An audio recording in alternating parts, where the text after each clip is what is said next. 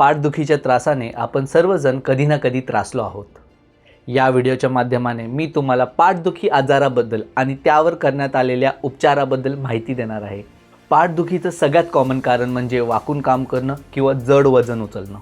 या व्यतिरिक्त road traffic ॲक्सिडेंटमुळेही पाठदुखी होऊ शकते.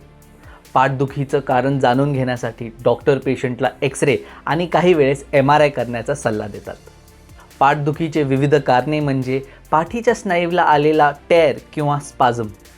याची ट्रीटमेंट करण्यासाठी डॉक्टर पेशंटला आराम करायला, औषध घ्यायला, पाठीला शेकतान घेण्याबरोबरच पट्टा वापरायलाही सांगतात. काही वेळेस पेशंटच्या मणक्यामधली गादी डिजनरेटिव्ह टेर किंवा इतर काही कारणामुळे स्लिप होते, ज्यामुळं पेशंटची पाठ प्रचंड दुखते. हे दुखणं जेव्हा पाठीमधून पायाकडे जातं त्या आजाराला आपण इंग्लिशमध्ये सायाटिका असं म्हणतो. सायाटिका आजारात काही वेळेस पेशंटच्या पायाला मुंग्या आणि जळजळपणा जाणवते. शेवटच्या टप्प्यामध्ये पायातली ताकदही कमी होऊ शकते.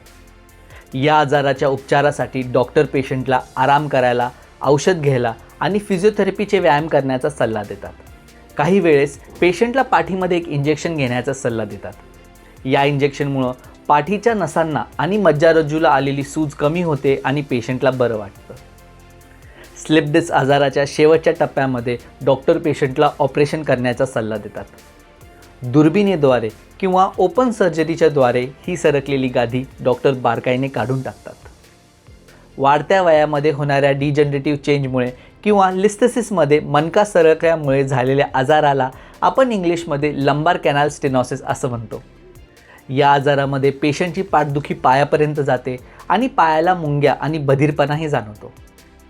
ज्यावेळेस हा लंबार कॅनाल स्टेनोसिसचा आजार वाढतो त्यावेळेस पेशंटच्या पायामधली ताकद जाण्याची शक्यता असते.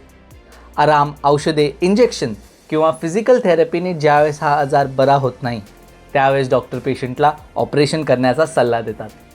ऑपरेशनच्याद्वारे मज्जारज्जूवरती आलेला दबाव कमी केला जातो आणि काही वेळेस स्क्रू आणि रॉडच्या मदतीने अस्थिर मणक्याला स्थिर केलं जातं. ज्यावेळेस अचानक झालेल्या स्लिप डिस्कमुळे पेशंटच्या मज्जारज्जूवरती प्रचंड दबाव वाढतो त्यावेळेस झालेल्या आजाराला आपण इंग्लिशमध्ये क्वाडा इक्वायना सिंड्रोम असं म्हणतो. यामध्ये अचानक पेशंटच्या पायामधली ताकद आणि लघवी संडासचा ताबा हळूहळू कमी होतो, ज्यामुळे ही एक मेडिकल इमर्जन्सी ठरली जाते. पेशंटची रिकव्हरी तातडीमध्ये घेतलेल्या ट्रीटमेंटवरून ठरली जाते. या प्रकारे पाठीमधल्या विविध आजारांना डॉक्टर ट्रीट करतात.